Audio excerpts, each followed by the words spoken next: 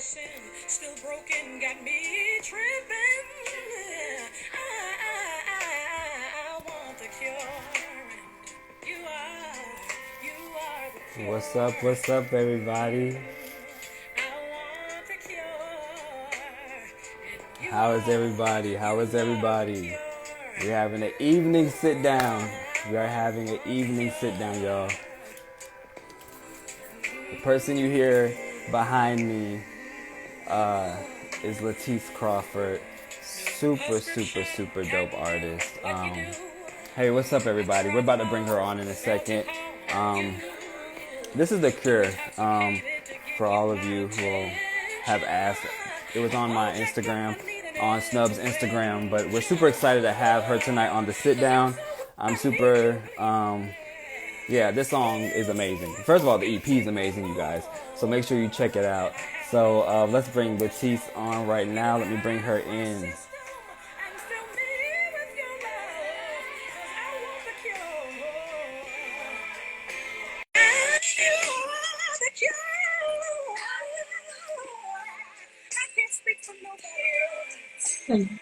Hey, how are you? I'm good. How are you? I'm doing great. You look great. Thank you. You're welcome. First of all, thank you for coming on Snub Magazine, on our IG Live today. We greatly appreciate you taking out the time out of your day to sit down with us. Well, thank you for having me. I'm so excited to be here. I've been anticipating all day, like, yeah. Definitely. So what I usually do when I do the sit down is I don't introduce you. I let you introduce yourself to see how you introduce yourself and how you tell the world who you are, because I think nobody knows better than yourself. So go ahead and introduce yourself to the world. Anytime somebody asks me to do that, I'm always like, what do I do with these? Right. I don't know why it's so hard for me to do right. I've done, look, it's happened to me before. And I'd be like, I'm like, How do I do these? How do I use these things? Everybody, for those of you who don't know, I'm Latice Crawford, probably best known from Sunday Best Season 2. I have a new project out. I'm excited to talk to you guys about it tonight. But I'm a mom, singer, songwriter, actress, model, life coach. Anything you can think of, I'm probably doing it. Definitely. Like I said, thank you for joining us on tonight. And let's just, like I tell all the time, this is just a conversation. I don't want to be considered an interview. I think that it should be just genuine, two people just having a dope conversation with each other. Okay? Absolutely. So let's jump right in. So let's talk about how you first started in the music. Like what was your passion to say, you know what, number one, I have a voice and I can do some crazy things with my voice. Because some runs you be doing on this, I'd be like, oh, Jesus. But what made you know that, this is the route I want to go in music? To be honest with you, I didn't really realize that it's what I should be doing until after I already started doing it. When I went on Sunday, contrary to most people's belief, it wasn't because I thought I had this calling and just needed to, go find out what it was and exercise. I really went on so everybody could shut up and leave me alone about singing. I didn't want to do it. I love doing it, in church and just for fun, but I didn't want it to really be a job. Because, when something is your occupation, then that means you have somebody kind of over you that gets to kind of tell you what you should do and shouldn't do, and you get to meddle in it, what's normally authentic to you. And so I didn't really want to do it. I'm not a spotlight kind of person. I'm a hermit. I like to be by myself and, just kind of tucked away in my shell. And so I went to Sunday Best for that reason, got there. And when I was on, the show and I would hear people's commentary and stuff after the episode or, while we were there, I was shocked, because I just wasn't ever expecting anybody would think that of my voice. I had lost my voice for about 5 years and it went from this extremely high range to what it is now. And for me, while everybody, is always loving it and everything else, it was an extreme difference for me. And I had to learn my voice all over again. I had to almost learn how to talk again because I lost it so bad that I couldn't even speak, if I talked too loud on a regular day. But after the show, I would be out somewhere, and someone will walk up to me and just say, wow, I was getting ready to kill myself, and I saw that episode of Sunday Best when you were singing this song, and it made me not do it, stuff like that. I was like, how could I not? How could I not do this? Yeah. Definitely, yeah, definitely. And what's crazy is I don't think you know this, but I was working audience PA for Sunday's Best for a couple of years. Yes, and I was checking people in when they were auditioning. No, I was there when like a lot of people came through. When Leandria, Yana, everybody. I was right there. No, like and so to see y'all like come now, how it's full circle, Yeah. it's a beautiful thing. So to hear that story, like those were stories that we would consistently hear was people like, I don't think this wasn't what I was thinking. It was just, to get people out my ear, and then all of a sudden, boom, it just happens. You know what I'm saying? I think that's amazing. That's one thing that is amazing about that show. And even like the passion and the things you guys have to go through behind the scenes that nobody sees, but which is amazing. So I know where you was at. I get it.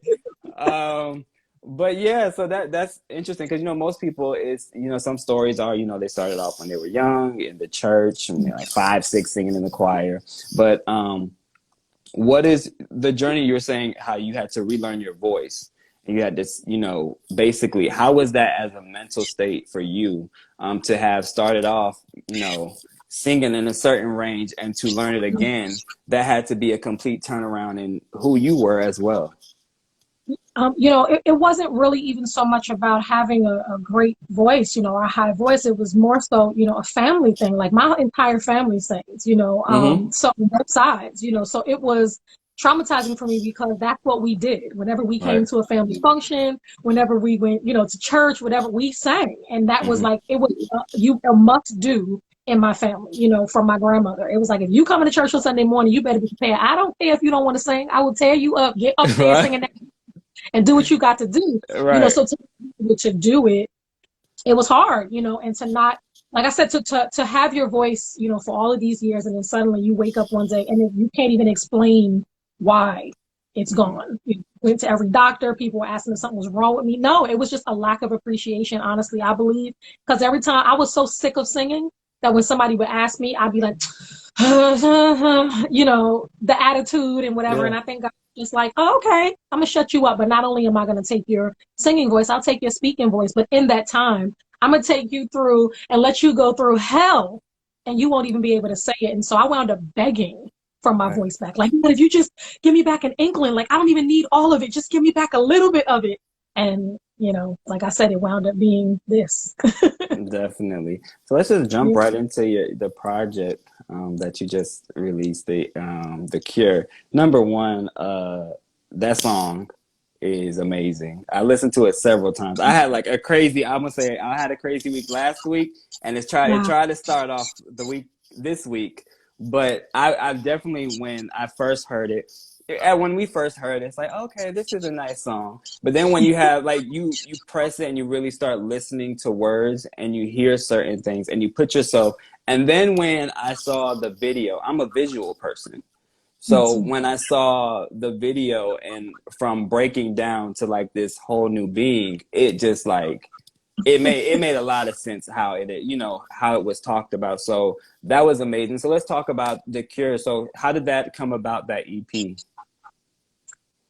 This EP was written, I keep saying it was the most intentional project that I've probably done so far, because it wasn't ever meant to be this, it was my bullet points. It was the things that God was kind of saying to me in those moments, just for me to encourage, myself. I was going through, my father being sick and then eventually passing away, and my mom, having cancer and then her passing away right before the pandemic. It was just like years and years and years of this stuff. And I was like, I need something better than this. I want something. There has to be something.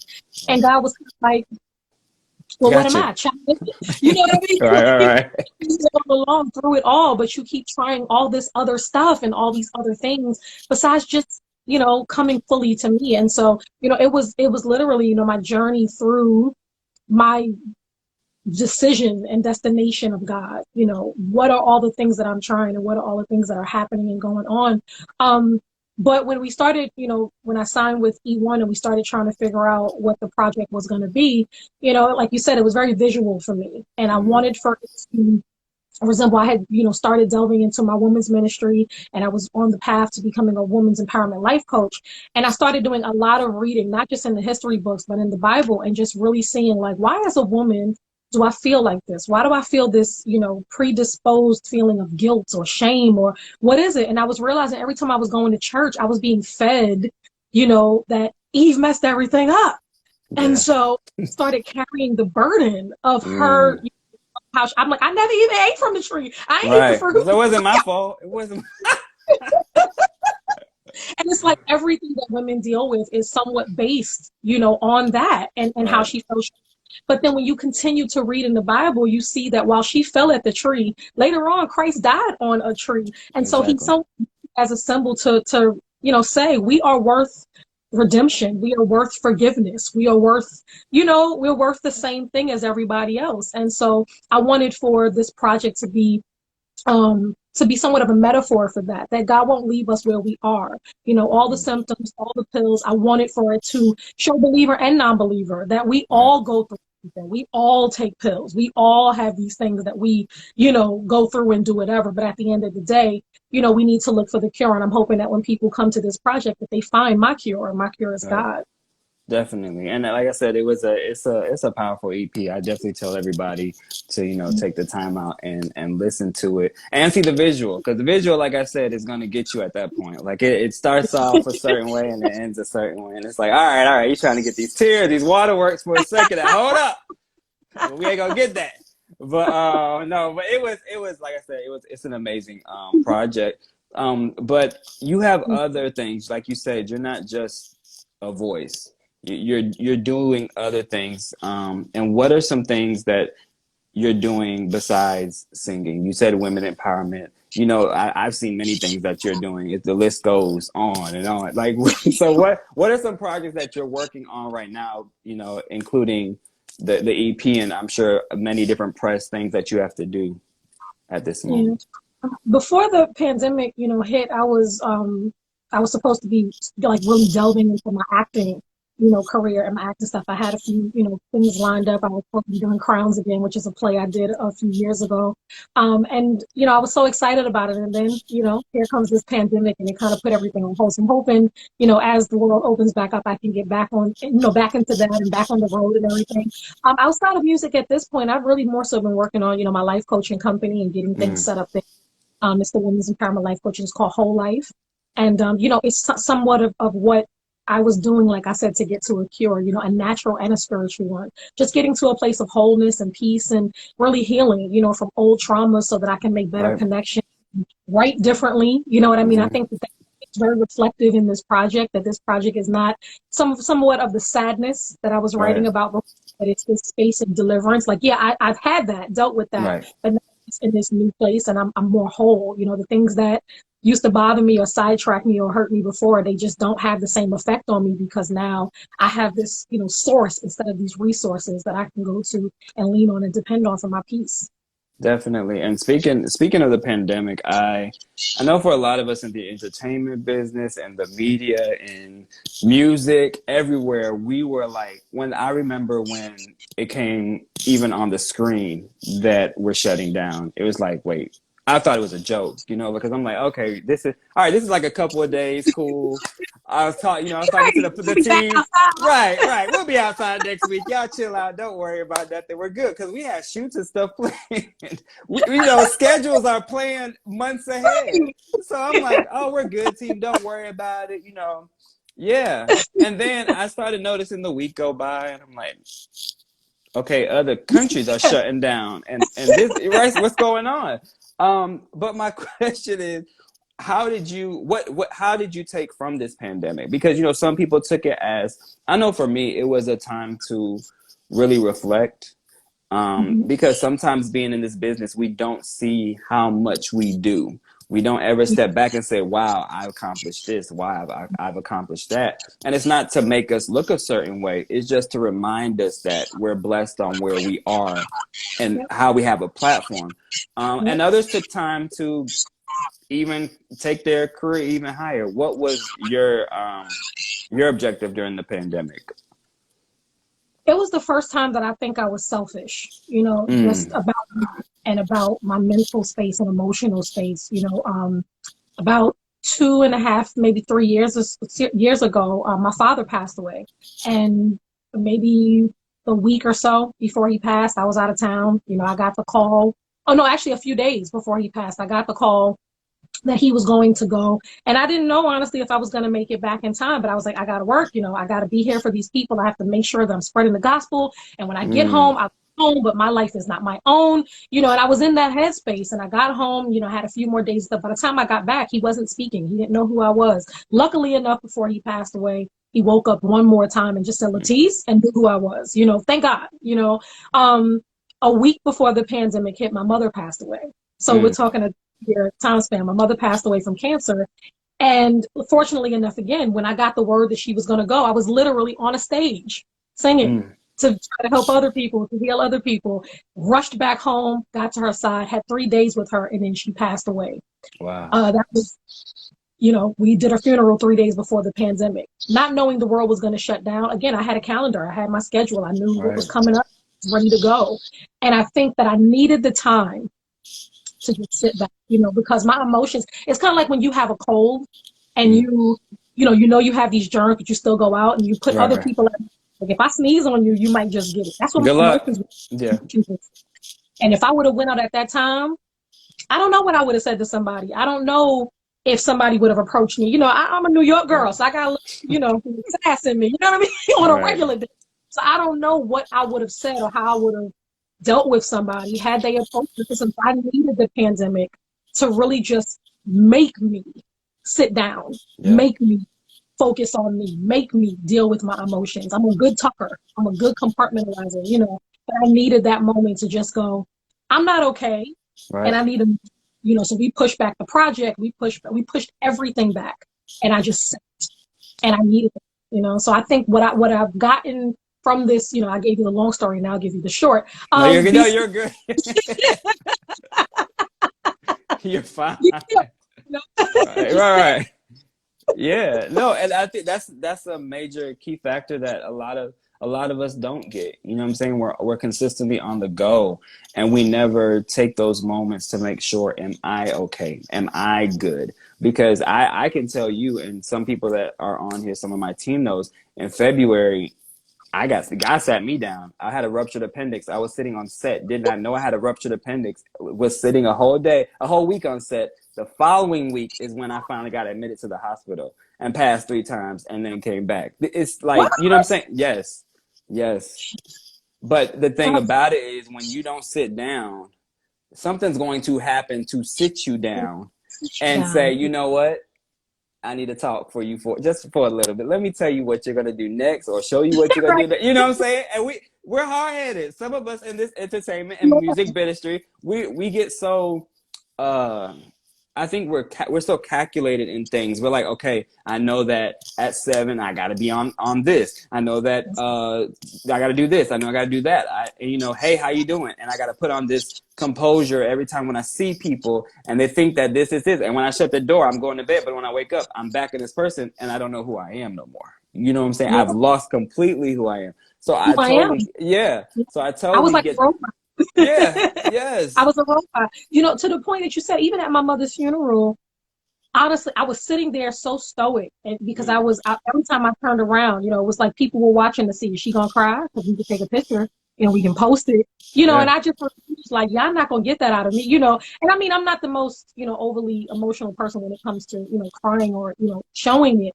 But, you're at your mother's funeral, and to know that more people cared about capturing a picture so they could say they were there, so they could say they caught me in that moment, and therefore I couldn't express the way that I needed to. Again, it just told me, I need a minute, like I'll be back, Right. But it also told me too, when someone said to me, when I was, calling them and I was talking to them about how I was feeling, and they said, this is going to be one of the greatest songs of your life. I said, I'm not thinking about writing no song, about this is for me. Right. This is my moment. My That I'm going to sing to get nobody else through. I need to get through first. I need to deal with this, to heal from this. And so, like I said, I set my tail down, and I wasn't even. It was like even virtual stuff for a while. It was like no, nothing. Just give me a moment. Let me get through it. I'll be back. But let me get. So I have something to come back to and for. Definitely.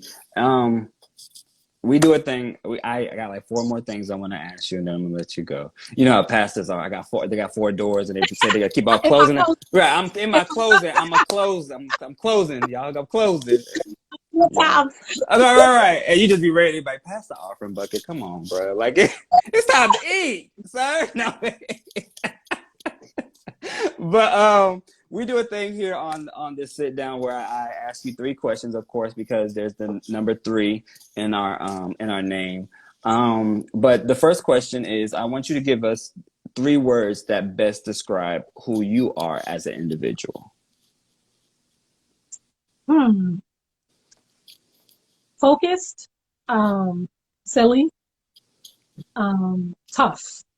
Okay, so why I usually pick a word from that and have you explain it. So I'm just gonna go with I'm gonna go with silly, because we've been on a straight. I'm just gonna go to the silly part. Why would you say that you are silly? I'm usually the loudest person in a room. I laugh, as you can see, very loud. I'm not as dainty as I appear to be on these interviews. You know, I'm definitely in makeup. I can have a dress on, it doesn't matter. I'm laughing, I'm telling the jokes. You know, I always got some kind of funny story. I'm rolling on the floor, you know, to the point sometimes my team is like, girl, oh, my baby. Right, is it me? Yeah, but I love to have a good time. I love to make people laugh. I just like to have fun. You know, I think it's so much stuff in life that weighs us down. You know, I want us to just laugh and have a good time. Definitely. And a cliche, I like to call it a cliche question, because I've been catching people lately answering with the same, so I'm just going to see what you say with this. If you could be someone past or present, who would you want to be and why?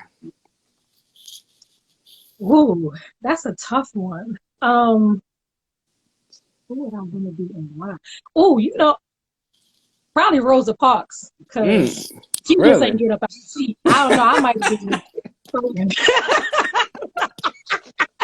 balls. Like, get up out of here. I don't know. Nah, I'm good. Don't touch me. I would have to say that. I don't know. I'm always intrigued about things in history, you know, where I'm like, I want to know what happened, you know, because it's like we tell the story, but most of the time, by the time it gets to a third person, it's totally different than what happened. So a lot of times I'm intrigued to I wish I could just be there or be a fly on the wall and say, nah, that's not how that went down. What he had said was, right.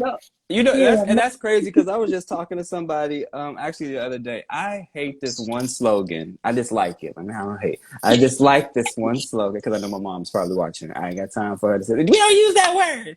I dislike this. I don't like when people say I'm not my ancestors, like as if like they were just taking hits. You know what I'm saying? Right. I think there was a couple that was like, we about that life. You know what I'm saying? That's true. Right. You know what I'm saying? And you know what? I said that quote before and didn't even think about that. You know, because I took it in the context of meaning that just like as knowledgeable, you know, as we are. You know, we're not. That too. We're gonna have maybe that, whatever. But I do get that, and I feel you on that. That I'm gonna be more careful about when I say that. I'm just saying that. You know, we give it 2 different points. So I see what you're saying with that. But that's the one to say, like they wasn't just sitting there, just like come on, beat me. Right. You know what I mean? Right. You know, that's something that I'm bucked up. We didn't see it. They didn't get it wrote in history. We didn't. As we see, history keeps on trying to get deleted. We don't know what really went down. You know, it's true. I mean, because look, some things I done dealt with and been with in today's life. You know, I'm like, what was you thinking? Why you sit there and deal? You know what I mean? So I can only imagine when somebody breaks you down so much mentally and emotionally. You know what I mean? Right. You do a whole lot of stuff. Definitely. And you know, there's many people, and for us being on these platforms, there's many people that are looking at us and are trying to get to certain levels that we are on. What do you say to those individuals that are like, you know what, Latice, I see you. I hear everything you're going through. I want to get there. I want to sing. I want to get a deal. I want to be on a project. I'm writing music. What are your words to them? Um, you know, my path into this was very different. You know, it wasn't like some of my, you know, sometimes I don't even feel like I deserve to be, you know, having this platform, honestly, to tell you the truth. I'm just being real. No, Because definitely. I feel like there are so many people who have wanted this so much longer than me.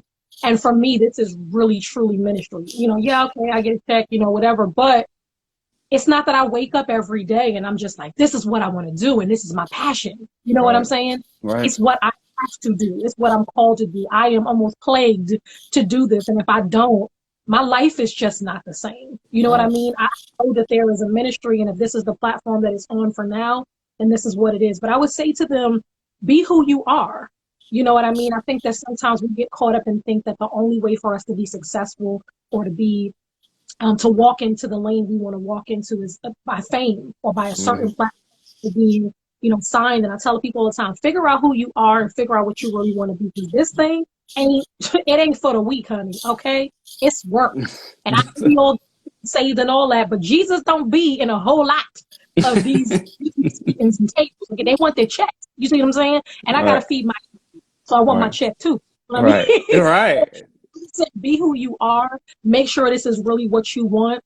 Not just that you want it for fame, you know what I mean, but make sure you are willing every single day to get up and do what it takes to Right. have this platform and to be in it.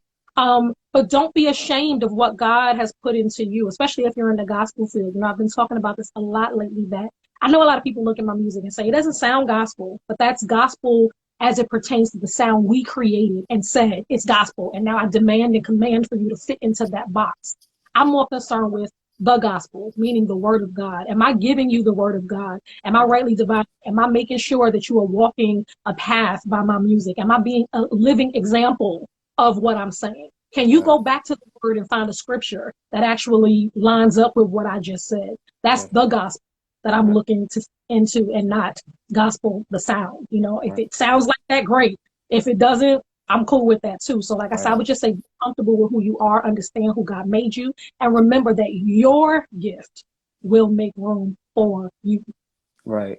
And I definitely agree with that. I think sometimes we get so caught up on this social media likes and, Mhm. oh, they like my pictures. Oh, I got 1,000 likes today. I got this. And it builds you into something. And then when you see failure, for us in the entertainment business, the music world, we see it all the time. If this don't hit, or well, next project.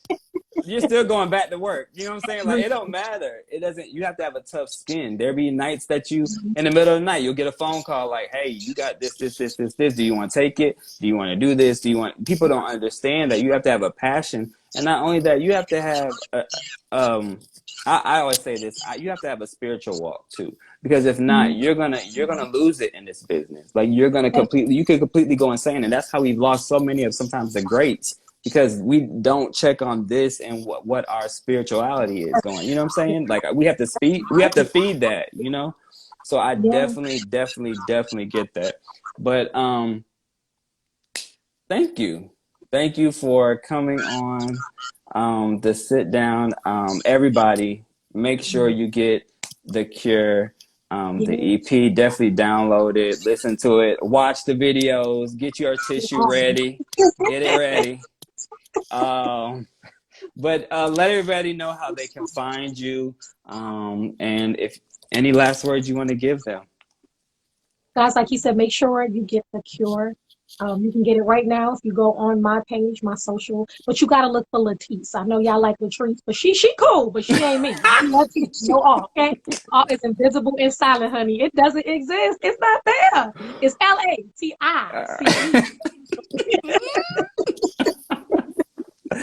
Oh my God. I love it. I love it. Well, thank you, Latice, for, like I said, for coming on. Hopefully, one day you'll be, chilling with us at Snub Magazine one day with, pull something together. So we'll be talking soon. Don't worry about it. Let's All do it. right. I'm with you. Thank you All right. so much. No problem. You have a great night. Have a great week. Okay. Too. All right. Bye Be bye. safe. All right. Bye bye. Thanks, guys. Bye, and gals.